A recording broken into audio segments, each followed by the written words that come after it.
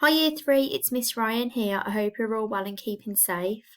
Now, I've been really impressed with reading some of your work over the last few weeks, so keep on going and because you are really making me happy, and obviously we're missing you, but carry on with the efforts that you are doing at home.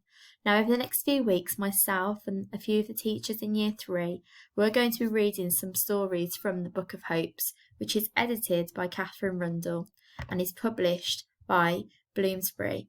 Now, this book contains loads of different little short stories and poems that you could read at home, and what we're going to do is read some of our favourite stories and produce some guided reading questions that you can answer about it, okay?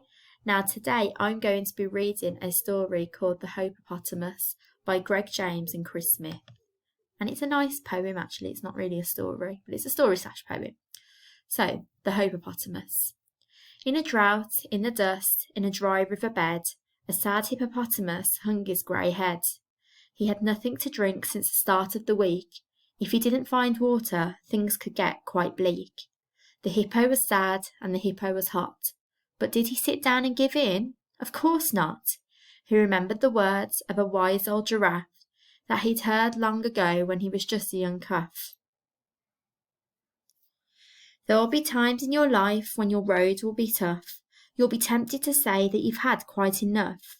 There'll be people that try and convince you to stop, and you'll feel that you're just about ready to drop.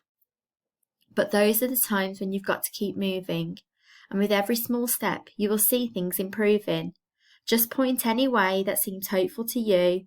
You move 1 foot forward, then foot number 2. Then follow this up with the other 2 feet. Then return to foot 1 and repeat and repeat. Remember these words, said the wise old giraffe, to our hero the hippo when he was the calf. So the hippopotamus nodded his head. I'll keep plodding and see where I get to, he said. And he looked all around the arid terrain and thought, will I ever find water again? Ahead, a high mountain rose up in the distance. It looked rocky and steep, but the hippo persistent. He decided he'd walk till he had overcome it, in case there'll be better things over the summit.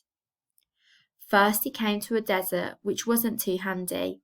It was hard to walk through, rather slippy and sandy. A camel was sitting on top of the dune, and it told the hippo, you absolute loon. Turn around, go back, or you'll look like a chump. There's no water this way except this in my hump. But the hippopotamus shook his head. Just a bit further, he boldly said. 1 step at a time, he continued his journey, till he came to a jungle, dark, dank, green and ferny. The jungle was thick, and the creepers were creepy, and a large sloth hung down from a branch looking sleepy. This forest, it goes on for miles, he said, yawning. Why don't you just hang here with me till the morning? The hippo, though tempted, again shook his head. Just a bit further, he bravely said. He plunged on through the jungle, and after a while he arrived at the mountain, the ultimate trial. Poor hippo was tired, almost giving up hope, but 1 step at a time he pushed on up the slope. The mountain was rocky and strewn with huge boulders. The stones hurt his feet, and the sun scorched his shoulders. A lion sat there on a rocky outcropping, and the lion called out, You're much better off stopping. But the hippopotamus shook his head. Just a bit further, he proudly said. His heart was so heavy, his feet were so sore, but he climbed and he climbed, 1 step, then 1 step more. And just as he was feeling ready to drop, he finally realised that he reached the top. And a splendid sight met his eyes when he looked down, a wide, muddy waterhole, gleaming and brown. He could see lots of splashing, someone was there bathing. A hippo, a friend, they seemed to be waving. And the hippopotamus nodded his head. I'm glad that I chose to keep on going, he said. Then a voice from behind called out, we were wrong. The lion, sloth and camel had came and followed along.